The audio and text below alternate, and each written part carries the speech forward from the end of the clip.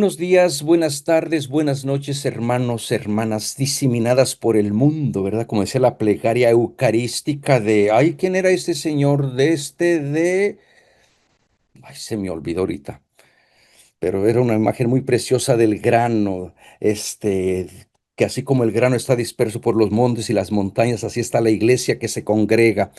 Eh, Gracias por ser este grano que da pan, que es alimento para el alma, para el espíritu, que nos siga madurando nuestra fe.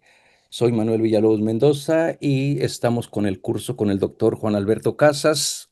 Ya vamos en nuestra cuarta clase y la verdad que ha sido un curso muy, muy interesante, muy radical, que nos invita a repensar nuestros textos sagrados y descubrir también la presencia del espíritu, de la Ruaj, que también aparece en otras tradiciones, en otras culturas, con otros libros sagrados. Profesor, gracias por estar aquí con nosotros, gracias por honrarnos con su tiempo, con su generosidad y sobre todo con su sabiduría. Manuel, muchísimas gracias. Muy buenas tardes a todas, a todos. Seguimos aquí profundizando en torno a lo que es el pensamiento del creciente fértil antiguo y hemos hecho el recorrido en torno a varios corpus textuales que también están agrupados en géneros literarios como los mitos, hemos visto la legislación y hoy vamos a profundizar en lo que son los cantos, no tanto en línea con el salterio, porque sí vamos a encontrar paralelos, por ejemplo, pero no es el interés en esta sesión, sino principalmente dos tipos de cantos, los cantos de amor y los cantos de dolor. Nos vamos a ir en ese movimiento pendular y en ese sentido empiezo a compartir pantalla en este momento. He dejado de verles. ¿Me pueden indicar, por favor, si ya están viendo la presentación? Sí, se está viendo. Gracias, Félix, muy amable. Perfecto, entonces nos vamos a mover precisamente, como les acabo de comentar, entre el amor, el dolor. Eh, Quiero recurrir aquí a un texto que encontré hace algún tiempo. Estaba en una biblioteca pública aquí en Bogotá y mirando me encontré con una Biblia, pero no es una edición de una traducción literal, sino que era sobre todo ilustrada. Se centraba principalmente en las imágenes, era una obra de arte en sí misma que me pareció bellísima. Se llamaba La Biblia contada a todas las gentes, editada por María Tabullo de España. Y en la introducción me encontré con lo que para mí ha sido la mejor introducción a la Biblia que he podido leer y me ha fascinado, me ha gustado mucho porque no la escribe ni un teólogo ni un biblista, sino que la escribe un poeta, un literato que se llama Gustavo Martín Garzó, creo que es de tradición española. Y en uno de los párrafos dice Martín Garzó lo siguiente, que me parece increíble y al mismo tiempo fuerte. Dice, el libro de Job y el cantar de los cantares contienen la Biblia entera y son sin duda dos de los textos más altos que han sido escritos jamás.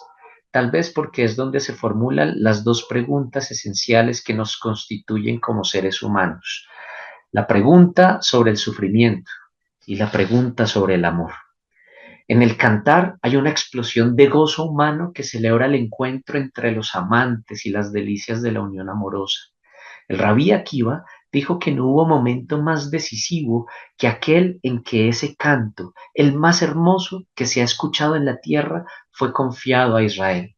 Si la Biblia es el texto central de una religión del amor, podemos afirmar que el corazón de la Biblia es ese canto.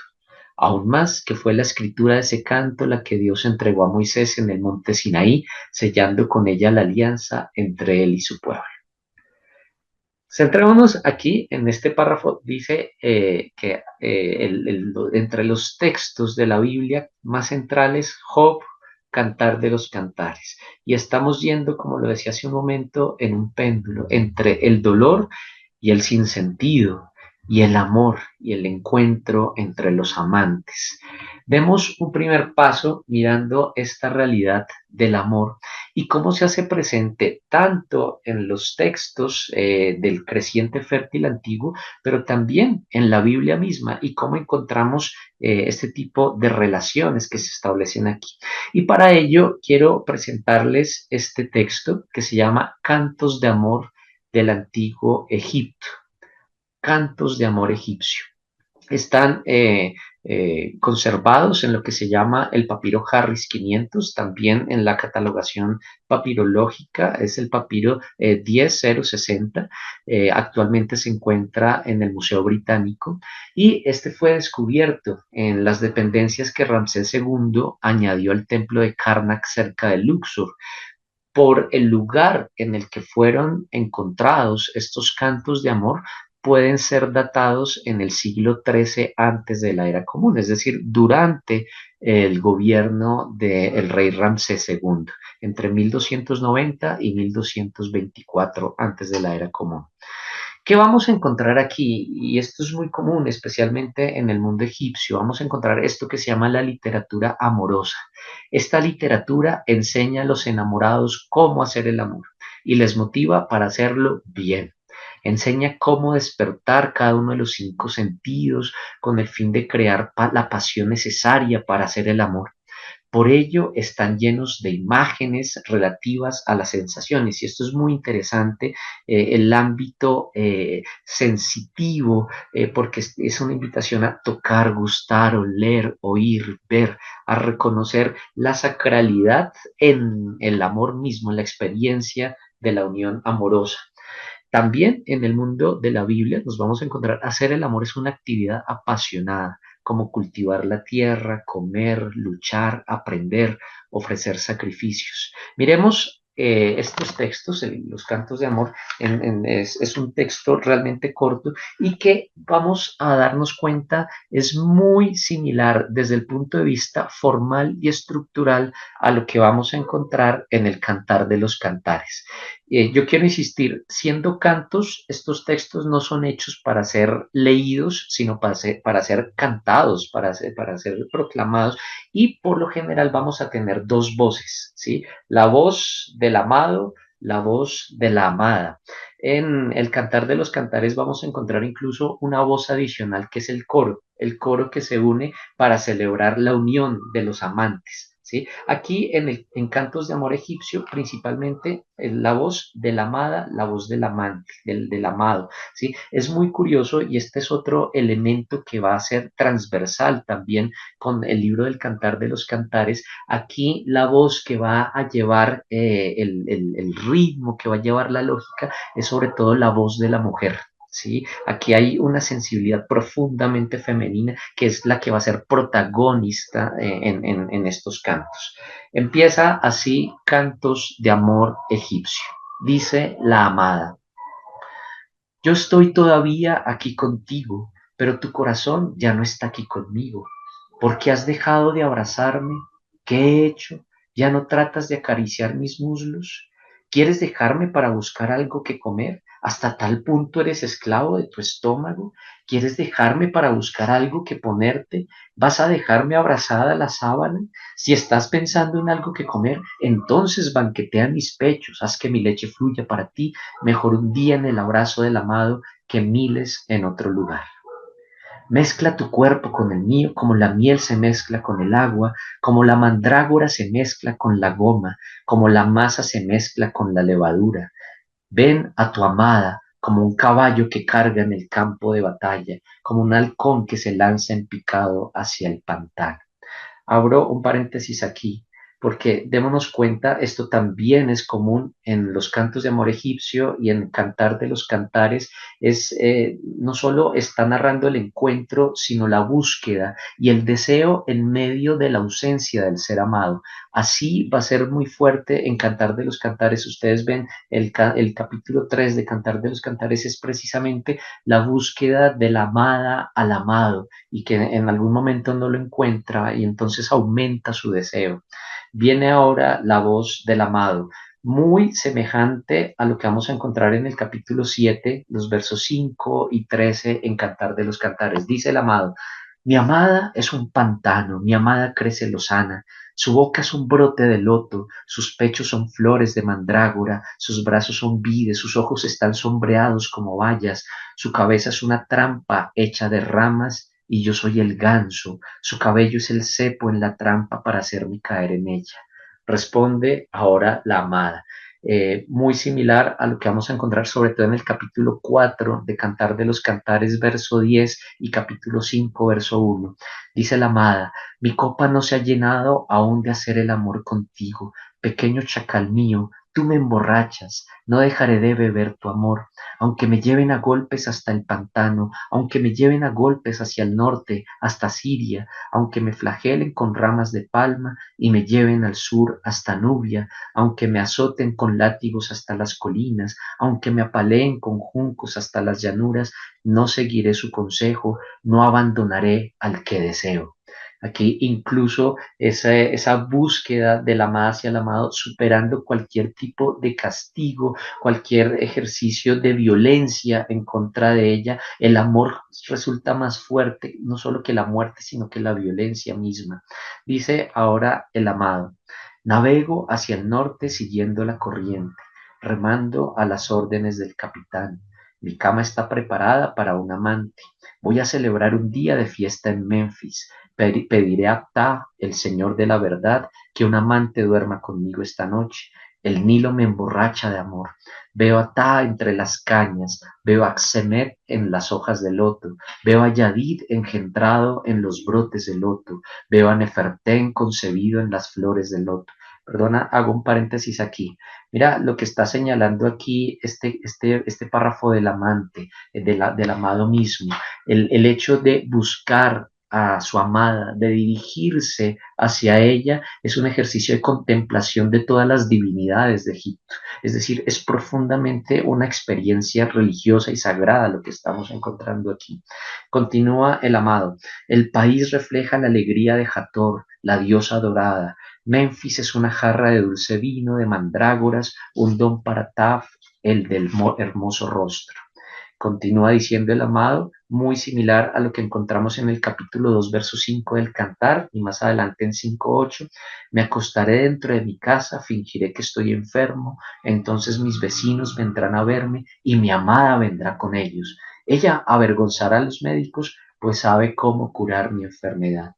Y continúa el amado: la mujer a la que amo es la señora de una casa, puedes entrar hasta el centro de su casa. Las puertas están abiertas de par en par, el cerrojo no está echado porque está furiosa con su amado. Si me contratara para custodiar su puerta, al menos cuando la enojé, conseguiría escuchar su voz, aunque tiemble como un niño.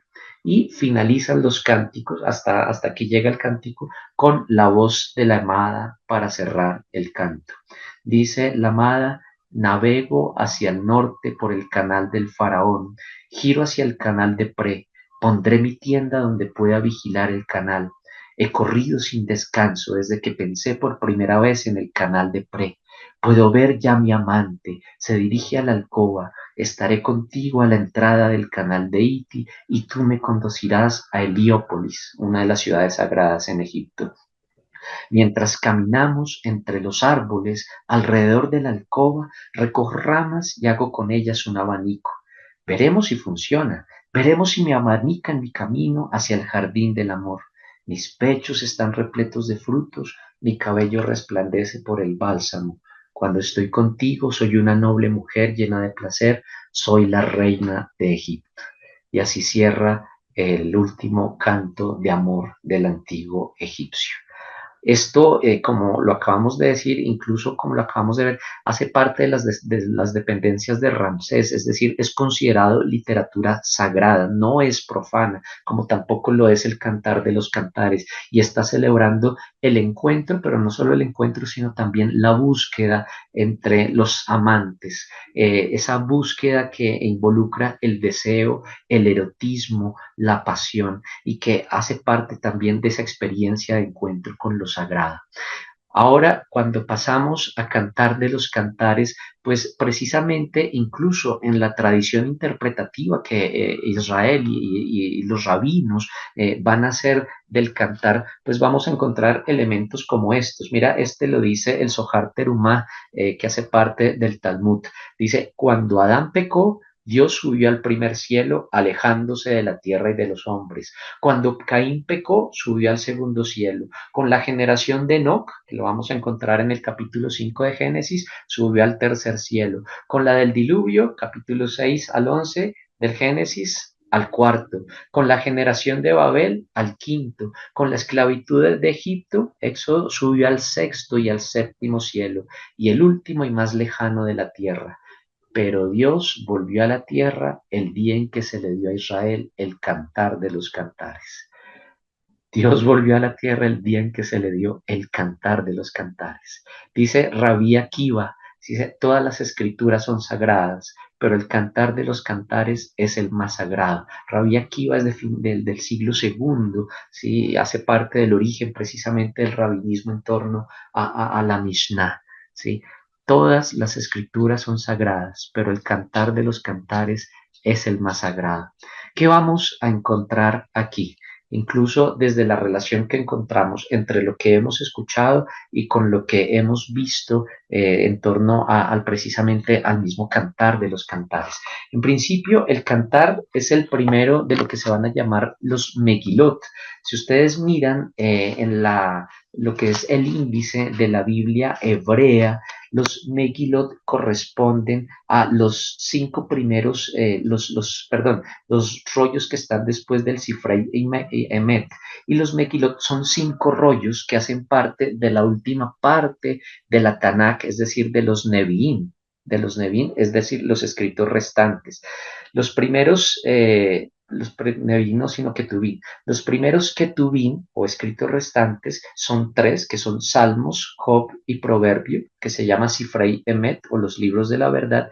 Y después tenemos una colección de cinco libros que se llaman los Megilot.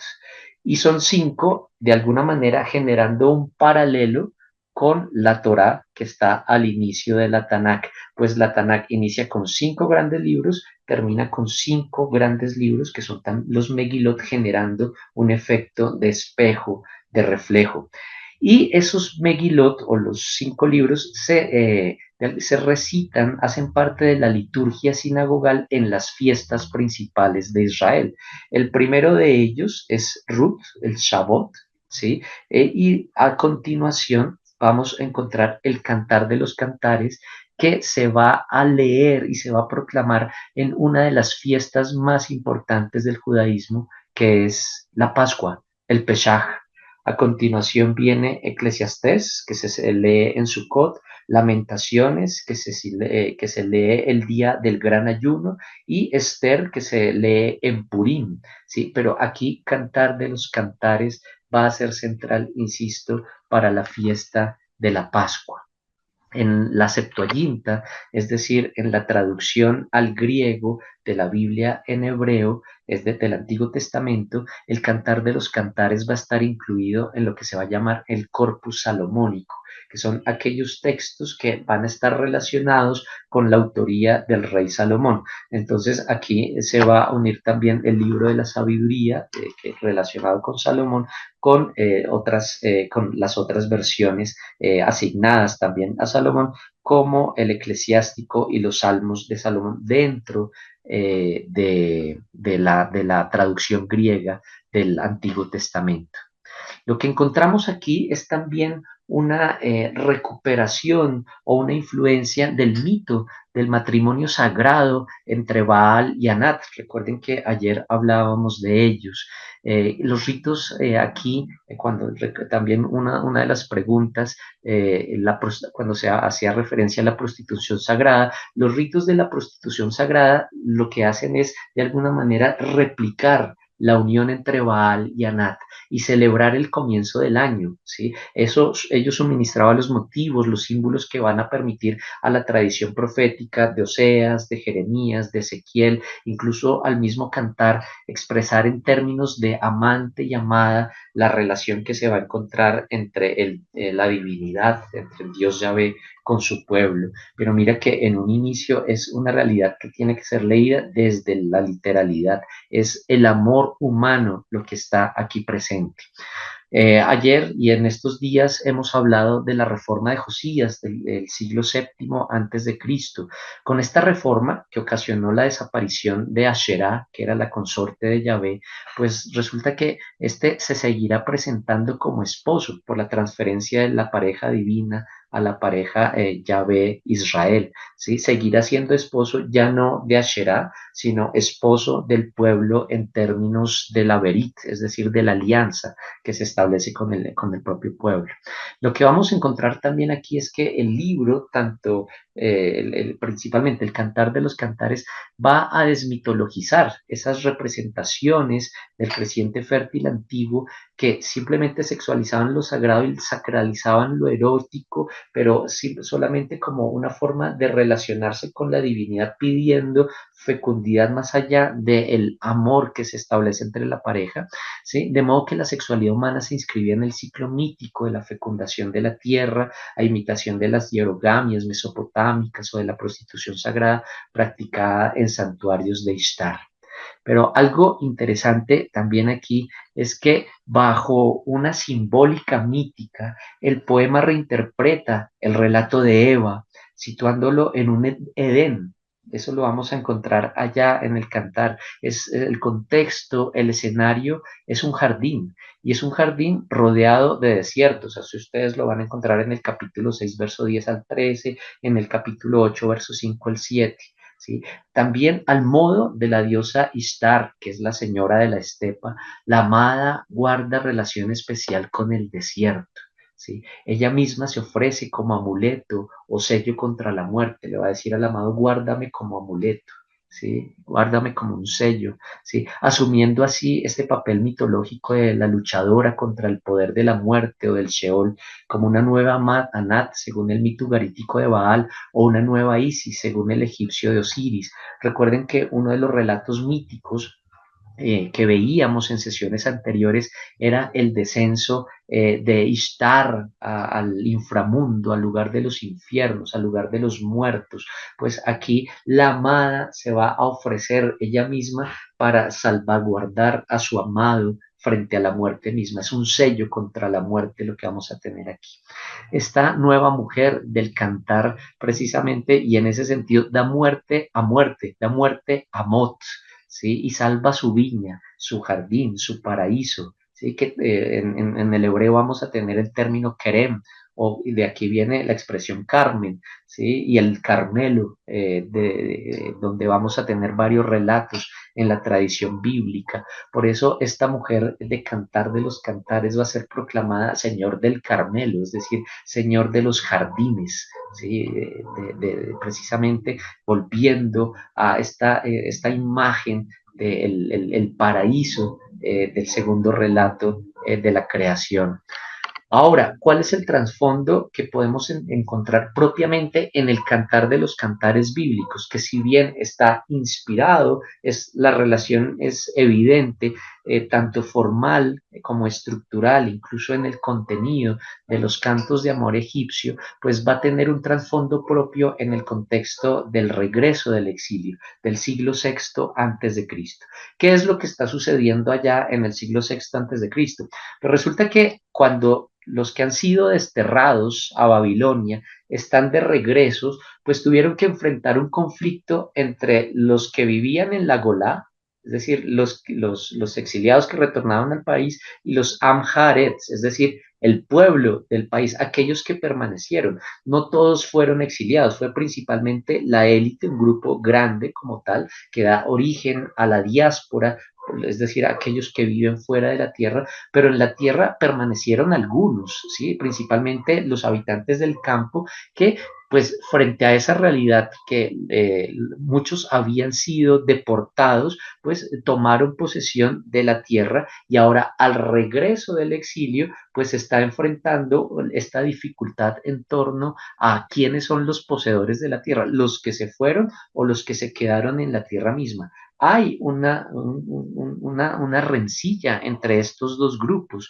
El centro de ese conflicto, por eso mismo, pues estaba en la disputa por el derecho a la propiedad de la tierra. ¿Sí? El pueblo del país, es decir, los que permanecieron, decía que la tierra era de ellos porque la habían trabajado durante 50 años y los exiliados decían que Yahvé había ido con ellos al exilio y que había prometido devolverlos a la tierra. La pregunta, ¿de quién es la tierra? ¿De quién es la tierra? Una pregunta muy similar en muchos contextos conflictivos, incluso hoy en día, incluso en lo que todavía algunos llaman el Próximo Oriente. Pues ese es el contexto en el que parece ser que se realiza la redacción final del Cantar de los Cantares. Y a través de esa composición, en que la unión de los amantes es el eje conductor, se expresa un proyecto de restauración del pueblo en esta figura de la mujer, ¿sí? La cual se convierte en el foco de integración del campo, ¿sí? Sobre todo las ideas de la provincia de Judá y de la ciudad de Jerusalén. Ella va a ser la restauración de un pueblo de hermanos que no viven en la servidumbre y mucho menos oprimen a sus hermanos. ¿Sí? En ese sentido, es muy interesante cómo una imagen del amor entre la pareja, el amor erótico entre la pareja, va a representar el ideal de encuentro entre dos miembros que en realidad hacen parte de un mismo pueblo, unos que se han quedado, los otros que regresan, y recordándoles que más allá de un conflicto que se puede estar generando, no pueden olvidar que son parte, que se integran y se reconocen desde la realidad de la otredad, de la alteridad. Eso es lo que está en juego. Por eso, esa restauración se establece en términos de la unión de los amantes, que al mismo tiempo son hermanos, en el jardín. Y eso es lo que va a constituir el foco y el contenido central de la restauración de las casas campesinas y de todo el pueblo. Y de esa manera el amor de la pareja va a llegar a ser el referente modélico para el pueblo, ¿sí? Esta vez por su capacidad reconciliadora, ¿sí? Y desde esa perspectiva, la restauración solo va a ser posible en la medida en que los que regresan del destierro y los que se quedaron en la tierra se reconozcan mutuamente como miembros de un único pueblo cuyo amor debe estar por encima de las circunstancias que les dividieron. ¿Sí? Y se encuentran para construir un jardín, el jardín que es expresión precisamente de ese amor. Es lo que vamos a encontrar precisamente allá en estos cánticos del cantar de los cantares, en esa tradición que retoma, insisto aquí, la influencia de otros pueblos, pero la reelabora para responder a una circunstancia particular que están experimentando allá en lo que es el siglo sexto antes de Cristo, un siglo que va a representar para Judea, para el sur, la pérdida de la tierra, pero también el retornar a la tierra y ese retorno que implica una reconstrucción de lazos con aquellos que permanecieron en la tierra misma. Y los lazos se reconstruyen en términos de amor, de relación, incluso desde la lógica del amor amante, del amor de los amantes. Es interesante esto, el cantar de los cantares no va a hablar de amor esponsal en el sentido de que haya una relación marital de fondo. El hecho de que tengan que buscarse en medio de la oscuridad, de que se muestre que no habitan en la misma casa, está mostrando que no es un matrimonio el que tenemos aquí, son amantes y es el amor entre los amantes lo que está en juego en estos cánticos que vemos, tanto los cánticos de amor egipcio como el cantar de los cantares. Pero vamos ahora al otro lado del péndulo, el dolor, el dolor. Y el dolor va a ser incluso un termómetro también del amor. Eh, Muchos se dan cuenta de cuánto aman a alguien cuando expresan el dolor de verle sufrir, por ejemplo. ¿sí? El dolor llega a ser también ese termómetro. En esa perspectiva nos vamos a encontrar con varios textos que vienen también de El creciente fértil. El primero de ellos se llama El diálogo de un desesperado con su alma. La redacción es de Egipto, proviene de lo que se va a llamar el Imperio Medio, que lo datamos del 2050 al 1800 antes de la era común. Y lo que vamos a encontrar aquí en ese diálogo del desesperado con su alma es una disputa por el suicidio, ¿sí? Sobre el suicidio. Resulta que ante el declive del imperio, esta es una época, el Imperio Medio es una época de gran crisis, de hambruna, de desestabilidad, incluso política, pero también económica para el mundo egipcio, pues eso va a generar reacciones y situaciones por parte de los habitantes ante la pobreza que se está enfrentando, ante la hambruna, ante el sinsentido que se ha generado y por eso ante ese declive del imperio, el diálogo va a conducir a un juicio a Egipto por sus ideas sobre la vida y sobre la muerte. Y en ese juicio, el desesperado va a ser el abogado de la muerte y K, el alma, es el abogado de la vida. El desesperado va a proponer la posibilidad de suicidarse como un antídoto contra el dolor y contra el fracaso. Es el diálogo entre esta persona, el desesperado, el que ha perdido su esperanza, y K y su propia alma, y su propia alma. Es casi como un monólogo que se establece a partir de la extrapolación de la personalidad de este hombre, sí que está desesperado, empieza a dialogar con su alma. Mira que hemos pasado de un canto donde hay un diálogo entre el amado y la amada, y ahora continuamos con un canto donde hay un diálogo, pero que va a girar en torno a la muerte entre un hombre que ha perdido la esperanza y su propia alma. Empieza hablando el desesperado. Dice así, escúchame, alma mía, mi vida ahora es más de lo que puedo soportar. Ni siquiera tú, alma mía, puedes entenderme. Mi vida ahora es más terrible de lo que nadie puede imaginar. Estoy solo. Ea, ven conmigo, alma mía, a la tumba. Sé mi compañera en la muerte. Si no puedes llevarte la miseria de la vida, no me prives de la misericordia de dejarme morir. Abre la puerta de la muerte para mí. ¿Es esto pedir demasiado? La vida es solo un paso. Hasta los árboles se caen.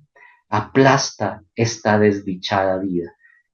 Qué fuerte esto que se está diciendo aquí. Ustedes pueden encontrar expresiones que van a ser muy comunes, por ejemplo, en el libro de Job, cuando ya estalla definitivamente a partir de todo lo que le ha sucedido y empieza a blasfemar, empieza a maldecir. También ustedes van a encontrar algunos paralelos en Jeremías a partir del capítulo 20, ¿sí? Cuando empiezan a decir, maldito el día en que nací, el día en que me concibió mi madre, el día en que alguien le dijo a mi padre, vas a tener un varón, empiezan a maldecir su vida, empiezan a renegar por todo lo que le ha sucedido. Pues lo que tenemos aquí es la expresión y la reacción natural de quien está experimentando una situación de trauma, de dolor, de pérdida, de fracaso. ¿Sí? Y es el derecho que tiene la persona de expresarse, incluso contra la misma divinidad, incluso contra la misma divinidad, porque aquí hay una realidad que, por ejemplo, la vamos a encontrar de manera narrativa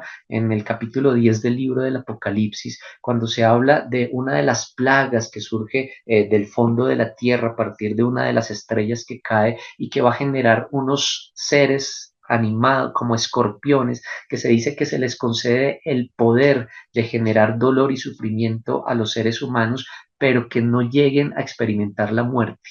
Y entonces se dice que desearán la muerte allá en el Apocalipsis y la muerte no vendrá a ellos. Para una persona que está experimentando esa realidad del sinsentido, la peor tortura es desear la muerte y que la muerte no llegue. Continúa el desesperado, leo las líneas 40 en adelante, dice, pero alma mía, no moriré sin preparar un digno funeral. Solo cuando la muerte es un ladrón, no se han previsto los funerales. Si me ayudas, puedo descansar en paz en la tierra de los muertos. Si continúas oponiéndote a mi muerte, nunca encontrarás descanso en la tierra de los muertos. Ahora viene la respuesta del alma de este personaje. Escucha, mi amigo humano, no hay ningún funeral feliz. Los funerales siempre hacen llorar. Vosotros sacáis el cuerpo de la casa, lo enterráis en una colina estéril y sin sol. Hasta las capillas de granito y las pirámides se desmoronan. Así pues, escúchame, acepta mi consejo, goza de la vida, deja de afligirte.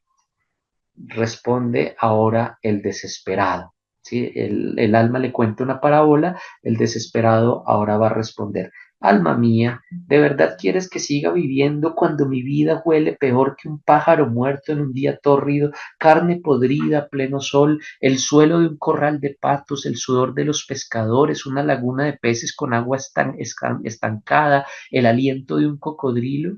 ¿De verdad quieres que siga viviendo cuando mi reputación es peor que la de quienes me rodean, cuando es acusado de adulterio una mujer fiel, llama bastardo a un hijo legítimo, trama derrocar al gobierno? ¿Puedes verlo?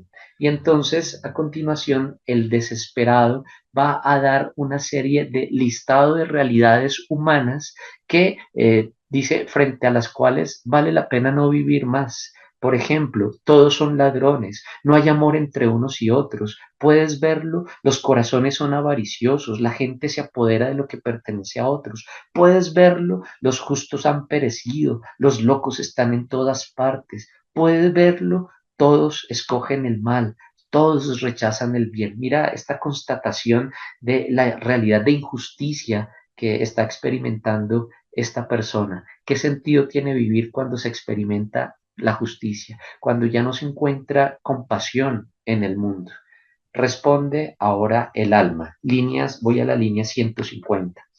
Mi amigo humano, arroja tus preocupaciones al fuego con tus ofrendas, sigue adelante con tu vida, quédate aquí conmigo, deja de pensar en la muerte. Cuando te llegue el momento de morir, cuando tu cuerpo vuelva a la tierra, entonces viajaré contigo, entonces viviremos juntos para siempre.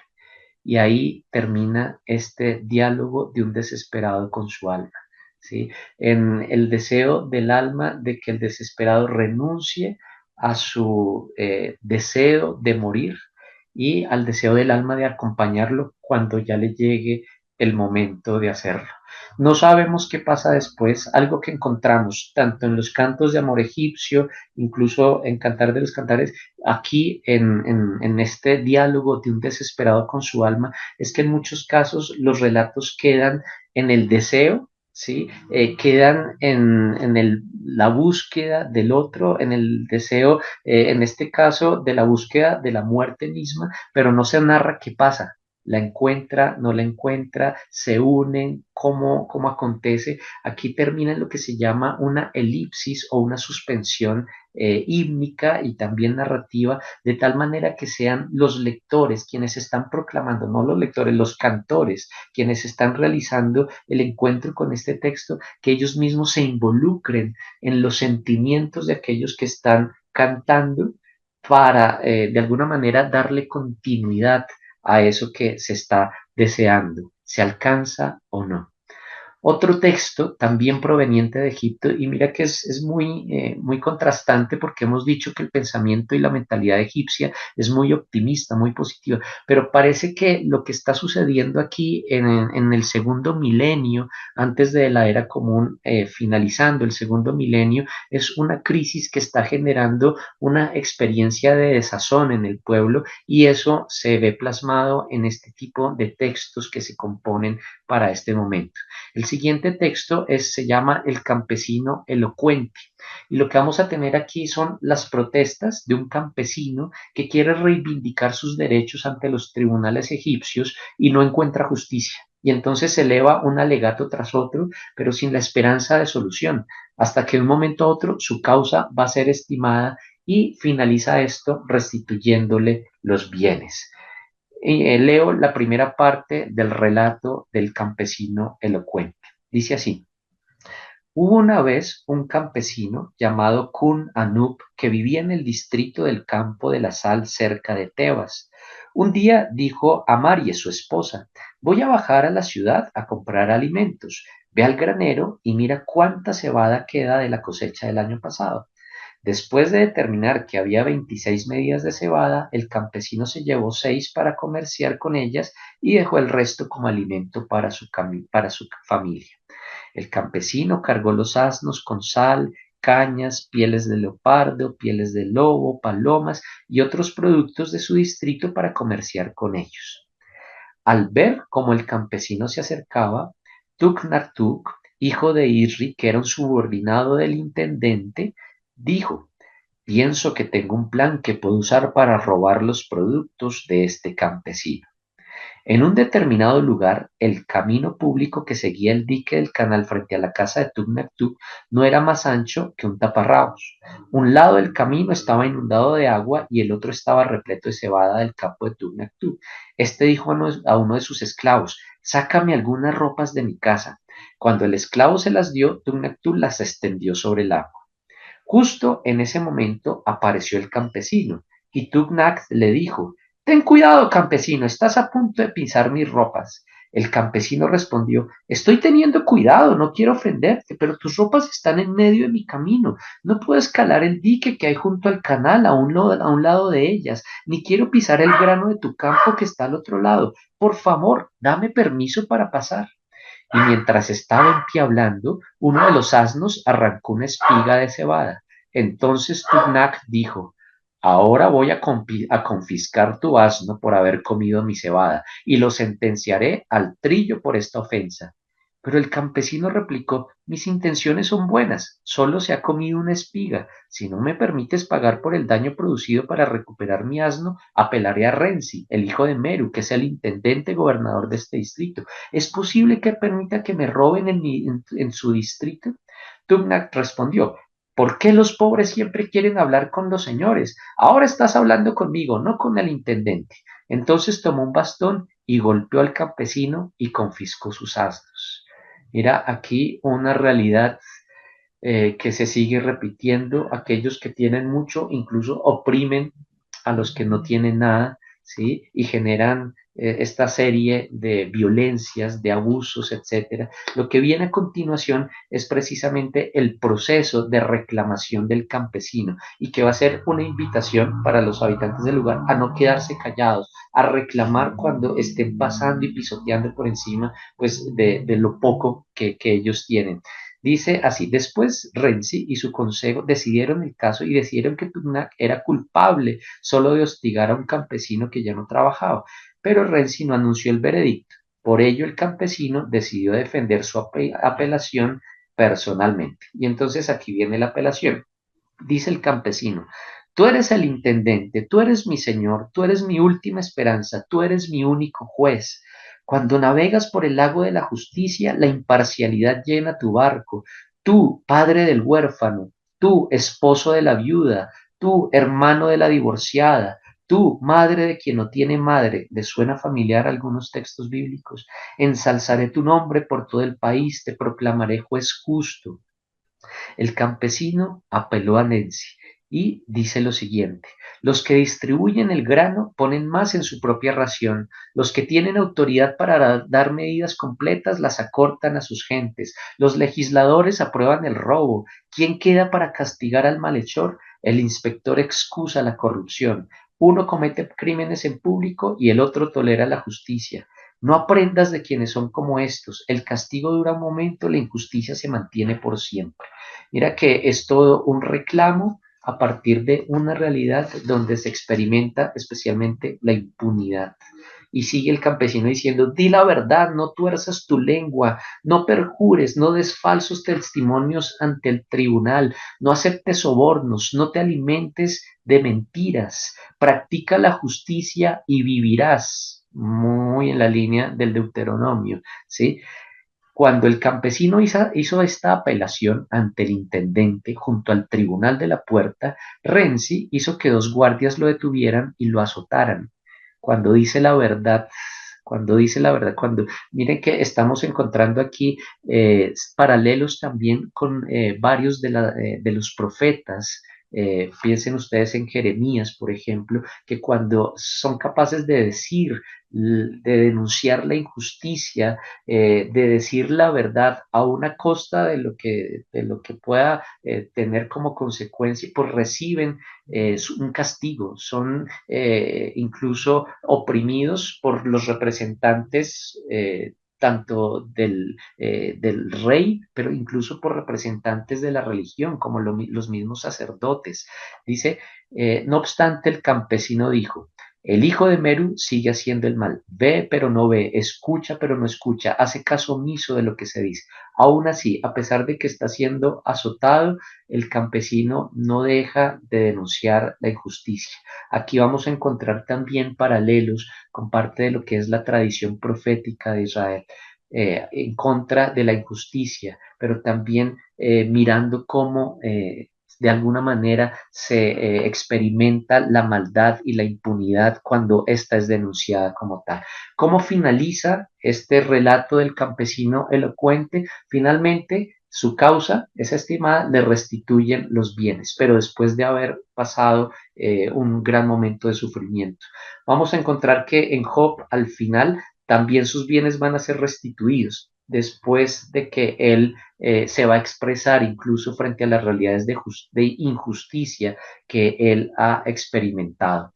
Y en ese sentido tenemos a continuación precisamente este relato de el doliente y su amigo, escrito en Babilonia. Entonces de Egipto vamos a pasar ahora a Babilonia, alrededor del año 1000 antes de la era común.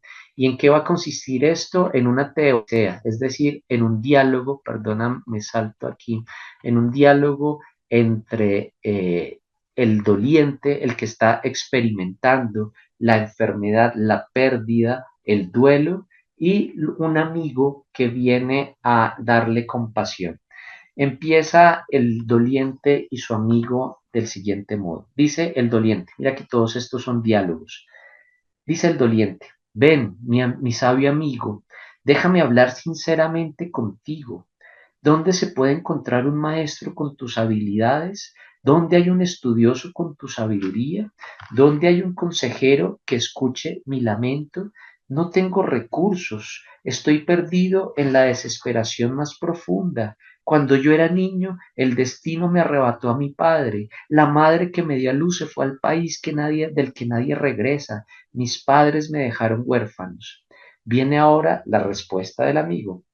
Tu historia es demasiado triste, amigo mío. No sigas pensando en esos males. Has cerrado tus ojos al sentido común, al enfado ha surcado tu rostro. Los padres mueren, cruzan el río. Si fuera posible escoger, ¿quién no escogería ser rico? ¿Quién es fiel a su Dios?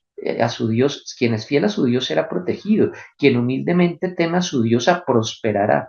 Atención, algo aquí para tener en cuenta frente a la respuesta del amigo. Si nos damos cuenta, el doliente lo único que le pidió es que escuchara su dolor, que estuviera con él. ¿Y qué es lo que va a hacer el amigo? Se va a poner a darle consejos, se va a poder a darle un curso de teología, cuando no es eso lo que necesita su amigo doliente en ese momento. Lo que necesita es consolación, consolación. Y aquí lo que vamos a empezar es a encontrarnos con lo que se va a llamar una teodicea, es decir, una justificación de los dioses, ¿sí? Una justificación de por qué existe el sufrimiento, casi como que un discurso explicativo sobre la realidad que llega a ser confrontante, cuando lo que el amigo lo que está necesitando es consuelo, nada más ni nada menos. Aquí lo que se está abordando de fondo es el problema del mal, incluso de una forma filosófica o teórica, ¿sí? Las respuestas del amigo, como las vamos a encontrar, son las tradicionales. Por ejemplo, los que respetan a Dios o a la divinidad alcanzan la felicidad, los malvados fracasan y son castigados. En la lógica del amigo, que parece ser que es un excelente teólogo, pero un mal amigo, ¿sí? Está en juego lo que se llama la teología de la retribución. Ayer hablábamos de la justicia retributiva, ¿sí? Pues, ¿qué es la teología de la retribución? La teologización de esa perspectiva de la justicia retributiva, donde se cree que Dios premia a unos y castiga a otros. Y eso es lo que este amigo va a tratar de convencer al doliente, cuando el doliente es lo último que necesita.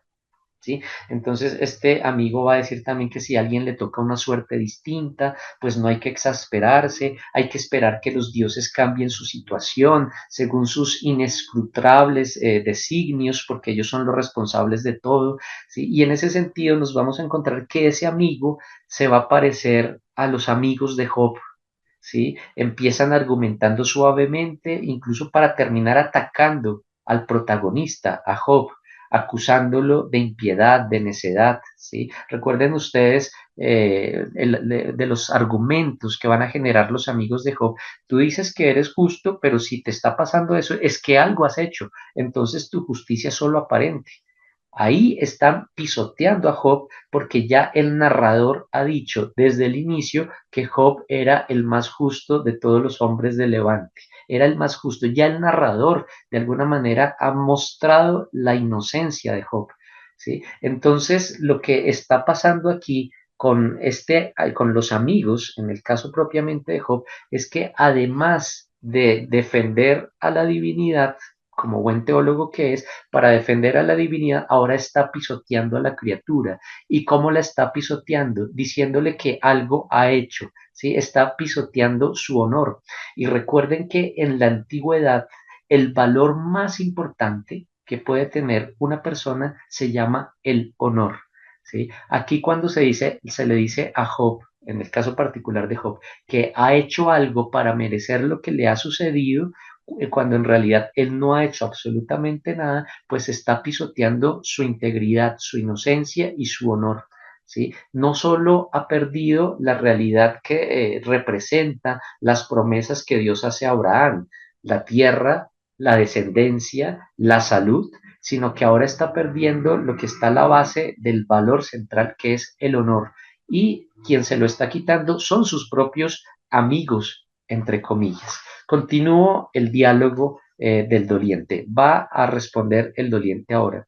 Tus pensamientos apaciguan como el viento del norte. Amigo mío, teóricamente tu consejo es acertado. En la práctica sucede lo contrario. Quienes se olvidan de sus dioses prosperan. Quienes oran constantemente no tienen casa y son indigentes. En mi juventud hice la voluntad de mis dioses, oré y ayuné. La oración y el ayuno no me llevaron a ninguna parte. La asamblea divina decretó la pobreza, no la riqueza para mí. Los lisiados y los locos me aventajan, los pecadores prosperan, he fracasado. Pues mira, parece ser que aquí el doliente es mucho más sensato que el amigo. El doliente lo que está poniendo en entredicho es ese marco de teología retributiva que está impregnando toda esta cultura. ¿Sí? En ese marco retributivo, bueno, ¿cómo entender que los malvados prosperen mientras los justos sufran y acaban mal? ¿Sí? Porque una de las preguntas que a veces se escuchan en diálogo, en discursos que aparecen en redes sociales, por qué le pasan cosas malas a la gente buena y por qué a la gente mala le pasan cosas buenas. Es lo que está aquí, todavía dentro de esquemas retributivos. Responde ahora el amigo. ¿Y qué va a hacer el amigo? Va a insistir en reforzar ese esquema retributivo. ¿Sí? Es decir, si la reivindicación no sucede en el presente, con seguridad va a acontecer en el futuro. Escuchemos al amigo. Dice, los pecadores perderán la posesión que tú codicias, pronto desaparecerán. Los pecadores perderán la riqueza amasada sin la ayuda de sus dioses. Sus riquezas se convertirán en presa de los ladrones. Si no haces la voluntad de los dioses, ¿qué esperanza de éxito tienes? Quienes se someten al yugo de sus dioses nunca pasarán hambre, comerán incluso cuando escasee la comida. Busca el viento apaciguador de la asamblea divina y las pérdidas de un año serán restituidas en un momento. Es esta idea, incluso la encontramos o la podemos escuchar en muchas personas hoy en día. Uy, pues si en este momento no hay justicia, si en este momento solo hay impunidad, pues en algún momento llegará la justicia divina. Si no es en esta vida, será en otra vida. Mira, todavía esquema de teología retributiva, ese es el modo de pensar del amigo, ¿sí? Es un muy buen teólogo, pero un pésimo amigo, ¿sí? Un teólogo retributivo, de teología retributiva. Continúa el doliente, y aquí el doliente es mucho más sensato. tiene los pies en la tierra porque el dolor lo ha hecho llegar a ese punto. Dice el doliente, he buscado orden en el mundo, pero todo está al revés. La asamblea divina es impotente. El padre remolca su barco a través del canal mientras su hijo se queda ocioso en la cama. El hijo mayor presume como un león mientras el hijo menor tiene que contentarse trabajando como un carretero. Qué bien me ha hecho inclinarme ante la asamblea divina cuando ahora me inclino ante la hez de la sociedad que me trata con desprecio. Y responde el amigo, eres sabio y estás bien informado. No endurezcas tu corazón, no acuses falsamente a tus dioses. La mente de la asamblea divina es tan insondable como los cielos. El camino de tus dioses está por encima del entendimiento humano. Si ustedes miran el libro de Job, principalmente del capítulo 11 al capítulo 15, el argumento de los amigos de Job va a ser en esa misma línea de lo que está indicando aquí el amigo del doliente. ¿Sí? En esa misma línea. Dice el doliente, escucha, amigo mío, mis palabras, escucha mis argumentos. La gente alaba a los poderosos que matan, a la vez que persigue a los impotentes que son inocentes. La gente escucha a los malvados que desprecian a sus dioses, a la vez que ignora a los honrados que obedecen. Empieza aquí a presentar esos casos, como lo vimos ya en relatos anteriores, donde parece ser que la impunidad está triunfando en contra de la justicia misma. ¿Cómo va a responder el amigo? Invocando la teología, invocando a los dioses. Cuando Enil, soberano de la asamblea divina, creó a los humanos, cuando Ea, el glorioso, los tomó del barro, cuando Mami, madre y reina, los formó, la asamblea divina dotó a los humanos de un lenguaje retorcido. Los dioses dieron a los humanos la capacidad de mentir y por eso es que tú estás hablando así. Entonces ahora parece ser que se remite al mundo de lo divino para tratar de explicar por qué el doliente está experimentando de esta manera. ¿Cómo termina el relato? Con la expresión del doliente. Dice el doliente lo siguiente dirigido al amigo. Dice el doliente, ayúdame en mi angustia, comprende mi sufrimiento. Soy el humilde esclavo de mis dioses, pero ellos no me ayudan. Que mis dioses que me abandonaron tengan ahora misericordia de mí, que la asamblea divina que me abandonó tenga ahora misericordia de mí, que Shamash, el buen pastor, mira esa imagen del buen pastor, ya aparece en tradición babilónica, pastoree de nuevo el pueblo como debería. Y ahí termina esta parte del doliente y su amigo. También nos vamos a encontrar con otros relatos, también de origen babilónico, como El hombre y su Dios, que algunos lo llaman también el Job babilónico. Es escrito en lengua sumeria, alrededor del 2000 antes de la era común. Para el autor no hay nadie inocente ante Dios, como lo vamos a encontrar en Job 15, que es el argumento de los amigos. ¿Sí? ¿Cómo es posible en la mentalidad de los amigos de Job que Job crea que él es inocente? No, nadie es inocente, nadie es inocente. Entonces, si a Job le está ocurriendo eso es porque algo ha hecho. Entonces, aquí se viene, insisto, por defender a la divinidad se está pisoteando a la criatura. El hombre por eso no puede quejarse de la justicia de Dios, aunque se encuentre abrumado de desgracias y sufrimientos. Y el último relato que aparece aquí para expresión del dolor, ¿sí? Y del sinsentido se llama Lut Lut Bel Nemenki, ¿sí? Que es el inicio del relato. Dice, alabaré al Señor de la sabiduría. Este es un documento babilónico antiguo, tiene 480 versos, se puede fechar en los siglos XIII al XII antes de la era común. Aquí un hombre describe sus desgracias y calamidades y se extienden alabanzas a Marduk por haberlo liberado de todas ellas, con la intención de animar a aquellos que pasan por situaciones semejantes. En este poema se va a cuestionar la justicia divina, aun aceptando que el ser humano no puede conocer los designios de Dios. El perdón de los pecados va a ser la condición indispensable para la curación y la felicidad. El protagonista babilónico de estos poemas no defiende su inocencia, como lo va a hacer Job. Él prefiere pensar que hay pecados ocultos y que el hombre no acierta a contentar a su Dios ni a ganarse su benevolencia. Hay que acogerse a su misericordia. Entonces, hagamos un sumario de estos relatos, principalmente a partir de esta realidad en torno a la cual están girando, y es la experiencia del dolor, del duelo, del sinsentido y la pregunta sobre la acción de los dioses ante ese dolor. ¿Por qué la divinidad permite que exista el mal, el sufrimiento, la muerte, el dolor? La respuesta como los amigos del doliente o los amigos de Job, pues mi Dios sabe cómo hace sus cosas, ¿sí? Y que es una respuesta que uno la escucha todavía, ¿sí? Casi como que de alguna manera hay que entender que Dios está generando eso, está mandando esa realidad como para que uno aprenda o para que sea probado, etcétera. Todavía existe ese tipo de teología que tanto daño hace y que de alguna manera quiere legitimar el sufrimiento, incluso quiere sacralizarlo, ¿sí? Que es tremendamente fuerte y que corresponde a esa teología de los amigos de Job. Si ustedes miran lo que se va a llamar la paradoja de Epicuro, pues esto es nos vamos a encontrar, ¿sí? Empieza precisamente con esa pregunta, ¿no? ¿Está dispuesto Dios a prevenir la maldad? ¿Sí? Pero no puede. Si Dios quiere prevenir la maldad, pero no puede, entonces no es omnipotente. Entonces no es omnipotente. No está dispuesto a prevenir la maldad, aunque podría hacerlo. Entonces es perverso, es malévolo.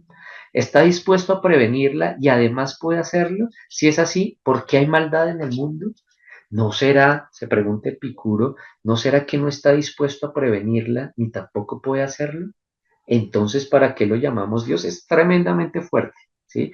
Tremendamente fuerte. Si existe el mal, ¿por qué Dios, si supuestamente es omnipotente, no lo elimina? ¿Sí? Si pudiendo eliminarlo no lo hace, entonces sería perverso. ¿Cómo entender esa realidad? ¿Cómo entender la realidad del mal, del sufrimiento frente a la divinidad? ¿Sí? Lo que tenemos aquí, insisto, tiene que ver con la teodicea. Miren imágenes como estas. Cómo a veces podemos entender esa expresión, Dios sabe cómo hace sus cosas. Cómo estamos entendiendo incluso lo que algunos llaman la providencia divina. Cómo estamos entendiendo la realidad del dolor. ¿Será que es que Dios está enviando el dolor? Ahí hay un problema que es precisamente este tipo de cánticos, este tipo de diálogos, y Job lo que va a intentar de alguna manera darle un sinsentido en medio del sinsentido. ¿Sí? ¿Cómo se está entendiendo y cuál es la imagen que se está haciendo de Dios? Ya lo hemos dicho aquí, cualquier imagen se convierte en un ídolo y a los ídolos hay que destruirlos, incluso a las imágenes que se van haciendo de Dios. El día en que uno entienda o que uno llegue a percibir o a tener alguna inferencia sobre cómo puede ser Dios, ahí se ha creado un ídolo y hay que destruirlo. Miremos en ese sentido, aterricemos en torno al relato de Job y cómo podemos entender incluso a Job como una parábola desafiante de la Tanakh. Resulta que precisamente este libro va a desafiar esa imagen del Dios de la Tanakh. Va a ser un desafío a esa imagen del Dios. De hecho, ayer decíamos que Dios, o el modo como es representado en la tradición bíblica, pues tiene que ser leído como un personaje narrativo que tiene muchas formas de ser representado, que tiene muchas expresiones. Lastimosamente, en muchos casos, la imagen que imperó sobre Dios o que incluso sigue permanente es esta imagen retributiva de la divinidad que castiga a unos, que premia a otros. Eso es lo que va a ser desafiado en el libro de Job. Vamos a encontrar en Job una estructura que es interesante. Inicia en prosa y termina en prosa, en esquema narrativo, pero en todo el centro vamos a encontrar es estructura lírica. ¿Sí? Y parece ser que cada una de estas partes responde también a diferentes etapas en la redacción del texto. No estamos hablando aquí de una única etapa de redacción, sino de varias etapas. La redacción final la vamos a ubicar en lo que se va a llamar la época de la restauración persa. Ayer hablábamos también de ello, es decir, del año 538 en adelante hasta el año 330. En ese contexto vamos a tener posiblemente la redacción final de Job, Pero cuando miramos el contenido de Job, no está hablando de algo que sucede durante esta época, sino que ubica a Job casi que en la época patriarcal. ¿Sí? Es el tiempo de los ancestros de Israel, es como si fuera casi los orígenes como tal, ¿sí? El tiempo de los ancestros. Ahí es el tiempo de la narración. Después de la prosa, donde son las escenas de apertura, tenemos un debate en poesía, donde tiene lugar este diálogo entre los amigos y Job, donde esos amigos, como ya lo he dicho, se quieren presentar a sí mismos como unos teólogos yavistas, pero desde la lógica deuteronomista, es decir, desde esta perspectiva de justicia retributiva.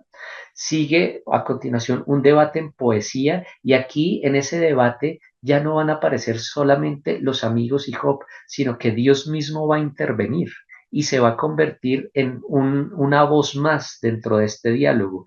Y en este caso, Dios va a tener dos posiciones. Una, frente a los amigos, diciendo que de todos, quien mejor ha hablado de él es Job, pero la otra es casi como que un encaramiento a Job mismo, ¿sí? ¿Tú quién te crees si yo soy el creador? ¿Es que acaso tú has hecho los cielos? ¿Es que acaso tú has hecho esto? ¿Tú qué crees para reclamarme de esa manera? ¿Cómo termina el relato? ¿Cómo termina Job? Vuelve a aparecer prosa, vuelve a aparecer narración con unas escenas conclusivas donde a Job se le restituye lo que había perdido y de una manera pues mucho más exponencial. ¿Sí? Eso es más o menos lo que vamos a tener en la estructura de Job. Pero es interesante cómo cada una de las partes va a desafiar las comprensiones generales que vamos a tener en la Tanakh misma. En el relato en prosa, las escenas de obertura pues van a involucrar a Israel y el carácter étnico y exclusivo de la alianza. Recuerden que una de las características de la época de la restauración persa es que es la época en la que se está de alguna manera armando y rearmando la identidad del pueblo, ¿sí? ¿Quiénes son el pueblo? Y entonces aquí la conciencia de ser el pueblo escogido, el único pueblo, que nadie más es elegido, etcétera, pues va a ser muy radical hasta el punto de que una de las prescripciones de Esdras y Nehemías es la prohibición de lo que se va a llamar el matrimonio mixto, es decir, el matrimonio entre un judío y una persona no judía. Entonces se va a pedir que tanto los hijos que se tuvieron como la pareja que es no judía tiene que ser expulsado de la tierra. Entonces aquí tenemos una perspectiva tremendamente etnocéntrica, ¿sí? Un carácter exclusivista frente a la autocomprensión de Israel y Job, que se escribe por esta época, miren cómo inicia. Esto es incluso desde el punto de vista de la ironía tremendamente fuerte. Dice capítulo 1, verso 1. Había una vez en el país de Uz, y aquí ya se está dando una puya tremendamente fuerte. Uz no es Israel, Uz es Edom, y Edom hace parte de uno de los pueblos enemigos número uno de Israel. ¿Sí? Es decir, Job no hace parte de Israel, no es de la línea de Abraham. Job lo vamos a ubicar en un pueblo vecino, ¿sí? Y que hace parte de los enemigos número uno de Israel. En el país de Uz, un hombre llamado Job, hombre cabal, recto, que temía a Dios y se apartaba del mal. Le habían nacido 7 hijos y 3 hijas. Tenía también 7.000 ovejas, 3.000 camellos, 500 yuntas de bueyes y 500 asnas y una servidumbre muy numerosa. El hecho de que desde el inicio se presente a Job con esta gran cantidad de bienes, de descendencia, de propiedades, se está indicando que él, sin ser del pueblo, está recibiendo las bendiciones de Dios que prometidas al pueblo mismo. Ahí la ironía sigue aumentando. Y mira lo que dice a continuación. Este hombre era pues el más grande de todos los hijos de Oriente, el más grande de todos los hijos de Oriente. Ya con esa expresión tenemos una ironía que desafía ese carácter étnico y exclusivo de Israel frente a la alianza misma. Se está diciendo, hay otros por fuera del pueblo que están recibiendo las bendiciones y de una manera mucho mayor y que son mucho más justos. Es el hombre más grande de todos, ¿sí? Y está por fuera del pueblo. ¿sí? El que está leyendo esto y que sigue las prescripciones de Esdras y de Nehemías en la restauración persa se debe sentir de alguna manera confrontado. Aquí Job, siendo de Uz, pueblo de Edom, que es uno de los mayores enemigos de Israel, así ustedes lo encuentran en Jeremías 25:20, en Lamentaciones 4:21, en el Salmo 137, verso 7, dice, es el más grande de todos los hijos de Oriente. No hay nadie como él en la tierra. ¿Sí? Ahí tenemos una ironía enorme. No hay nadie, y quien está diciendo que no hay nadie como él en la tierra, lo vamos a encontrar en el verso 8, quien pronuncia eso es Dios mismo frente a Satán que viene a él. No hay nadie como él en la tierra. Es decir, Moisés podrá ser muy importante, pero nadie como Job. ¿Sí? Ahí tenemos una confrontación frente a este carácter exclusivista y étnico de Israel. Cuando llegan al debate en poesía, aquí se va a involucrar la Torá y sobre todo esa formulación deuteronómica sobre la retribución divina para la virtud y el castigo divino y para la virtud y el castigo divino para el mal, ¿sí? Ese principio según el cual si obedeces mis mandamientos tendrás vida en abundancia, tendrás estas promesas, pero si no me obedeces tendrás estas maldiciones, que es muy común en la perspectiva deuteronómica, pues eso es lo que va a empezar a tambalear aquí en esta segunda parte del libro, principalmente en el debate entre los amigos de Job que representan esa perspectiva deuteronomista y Job mismo. Los amigos, estos son teólogos fundamentalistas, deuteronomistas. Ellos instan a Job a confesar su culpa, pero ya sabemos desde el inicio que él es intachable, él es justo, ¿sí? ¿Qué es lo que están haciendo esos amigos? Ya lo hemos dicho, por defender a Dios destruyen el honor de Job. ¿Sí? Y la situación de Job se debe a una apuesta sobre su integridad, no acerca de un castigo divino por sus pecados. ¿Sí? La causa, como la vemos en el capítulo 1 de Job, es una apuesta irresponsable que ha hecho Dios con Satán. ¿Sí? Aquí no tiene lugar ninguna perspectiva moral. Detrás hay una apuesta. ¿Qué viene a continuación? El debate en poesía. Dios y Job. Aquí se involucra a Dios y su divinidad en el conjunto de la tradición bíblica. Dios, como esa imagen majestática, quiere mostrarle a Job quién eres tú para llamarme la atención, para recriminarme. Y Job se mantiene como el campesino elocuente, ¿sí? Y como esta realidad de el que está pidiendo justicia, aquel que pide justicia incluso a pesar de recibir el castigo por decir la verdad. Y esa injusticia viene incluso aquí por parte de la divinidad. Aquí Dios admite que Job ha hablado mejor de él que los deuteronomistas. Sin embargo, hay una pregunta que el lector atento está llamado a hacerse. ¿Por qué Dios nunca le dice a Job la verdad?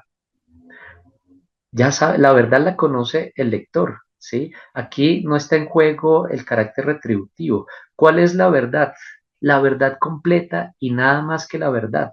La verdad es la apuesta que hizo Dios con Satán, que esa es la verdad, ¿sí? En cambio, miren ustedes cómo se está presentando Dios aquí, como este ser que quiere imponerse, pero se impone incluso de una manera fuerte y violenta para ocultar una verdad que pone en riesgo no el honor de Job, sino el honor de la divinidad, el honor de Dios mismo. ¿Sí? Está jugando con la criatura a los dados, con las criaturas a los dados. Es absolutamente irresponsable esto que tenemos aquí. Pues la pregunta no es resuelta, no se llega a una respuesta absoluta frente a lo que es la realidad del dolor, frente a lo que es la realidad del sinsentido. La pregunta queda abierta, pero también bota al piso, manda al piso la comprensión retributiva, simplemente que en muchos casos está en el trasfondo de muchas de las teologías que incluso hoy en día seguimos manejando. El amor, el dolor, el sinsentido y hacen parte de las escrituras. Algo que también vale la pena no perder de vista en esto que estamos viendo, ya lo hemos dicho en la sesión anterior, no vamos a encontrar una única teología, vamos a encontrar varias teologías. Y lo interesante aquí es que esas teologías coexisten en un mismo canon. Por lo tanto, el canon, en últimas, lo que nos está mostrando también es la pluralidad, la canonización de la pluralidad, la canonización de lo diverso, de diferentes posturas, incluso sobre Dios mismo. Los estamos encontrando aquí. Bueno, cierro aquí y me gustaría pues escucharles y poder establecer un diálogo a partir de estos relatos que hemos encontrado. Muy bien, doctor Casas. Vamos a abrir los micrófonos para que la gente pueda hacer sus preguntas, por favor. ¿Y a quién tenemos? A Mario. Mario, a ver. Me encanta cuando dice así, padre, me encanta. Doctor Casas, hay ¿Qué una tal, aquí, Mario? me surgen dos situaciones como muy, ¿cómo decirle? Usted lo estaba explicando y el libro de Job lo he leído casi unas 10 veces porque me encanta el libro de Job. Haciéndolo, digamos, el análisis desde la teología, desde la teología y la filosófica, si bien Dios no responde a Job explicándole la causa de su sufrimiento, sino mostrándole su grandeza creadora, podría entonces entenderse que el mensaje central del libro no es justificar el dolor, sino desplazar la pregunta hacia la pequeñez del ser humano frente al misterio divino, ¿no? Si Y tú la lo otra, entiendes, perdóname, si quieres respondo pregunta por pregunta porque si no se me va, como decimos en ah, Colombia, se me va la paloma. ¿Sí? vale, Si tú lo entiendes desde la perspectiva de los personajes que están recibiendo la voz de Dios, esa sería la intencionalidad, ¿sí? Pero como lector, tú has leído el texto desde el inicio y te has dado cuenta de la razón de ser de la situación de Job, que no tiene nada que ver ni siquiera con un misterioso designio de Dios, sino simplemente con una apuesta irresponsable entre Dios y Satán, ¿sí? Entonces, aquí la intencionalidad va a cambiar. La intencionalidad no va a simplemente a transmitir un mensaje en particular, sino a poner, a hacer tambalear diferentes posturas y perspectivas sobre la imagen del pueblo, sobre la imagen de Dios, sobre la imagen de la justicia, ¿sí? Más que generar respuestas, Job genera preguntas, ¿sí? En ese ya, sentido. Y la listo. segunda, Mario. La segunda es, en el prólogo del libro de Job, se muestra que el sufrimiento de Job surge de una especie de apuesta, y de lo que su merced Sí, lo decía, una especie de apuesta entre Dios y Satanás.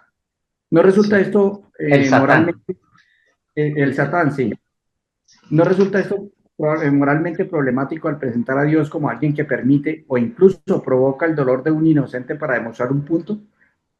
Totalmente. Es no solo moralmente problemático, es teológicamente problemático. Mira, Job pone, como lo digo, a tambalear toda la teología del Antiguo Testamento. Es problemático absolutamente.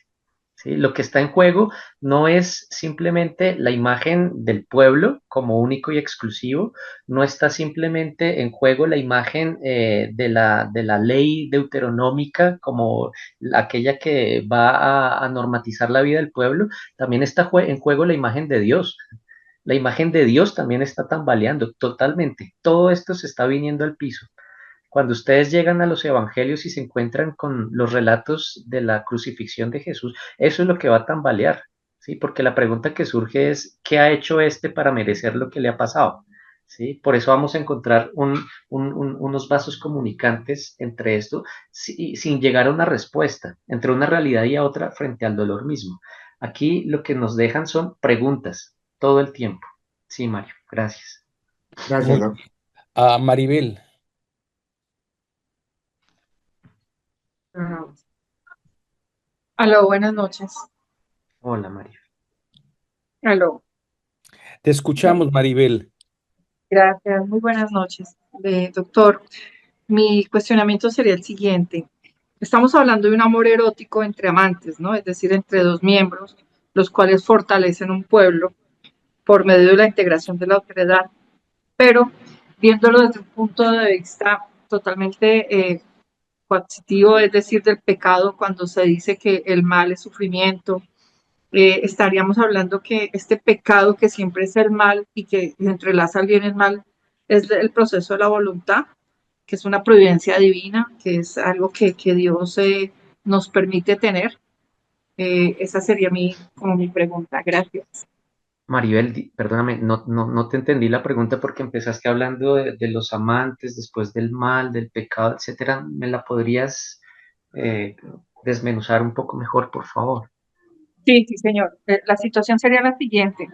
Teniendo en cuenta que estamos hablando sobre el amor erótico, que es de dos amantes, que no son seres casados como normalmente se establece, sino que estos fortalecen a través de esa unión erótica el pueblo, que hacen una integración de otredad con el otro, estaríamos diciendo que entonces en todo el contexto, si miramos el pecado de esta situación, sería la situación del sufrimiento del mal, cuando a la hora del té, ese sufrimiento de pecado es una voluntad propia del ser humano, ¿no? Entonces, yo estoy entre el bien y el mal y yo ejerzo mi propia voluntad, que no es directamente algo que Dios ensalce como se dice, que es que Dios me mandó el castigo y Dios entonces tiene el control remoto, sino es desde ese punto de vista de lo erótico, no es malo, desde ese punto de vista de lo erótico, estamos hablando desde de unión, de fortalecimiento de un pueblo, ¿verdad? Sí, aquí la dimensión erótica, la dimensión del placer no tiene ninguna connotación moralizante, pecaminosa, absolutamente para nada, no tiene ninguna relación, ¿sí? Incluso se va a ver precisamente como expresión de la divinidad habitando en la pareja que se ama, no tiene ninguna connotación moralizante en ese sentido, para nada, absolutamente nada. Porque es que creo que se está asumiendo como dos perspectivas o una misma perspectiva de estos dos elementos que hemos visto. Tampoco se está viendo aquí el sufrimiento como consecuencia del pecado, como tradicionalmente ha sido entendido. ¿Sí? No se está viendo aquí el sufrimiento como consecuencia del pecado porque sería nuevamente volver con una perspectiva retributiva. ¿Sí? Entonces, a quien se porta bien le va bien, a quien se porta mal obtiene el castigo y el sufrimiento.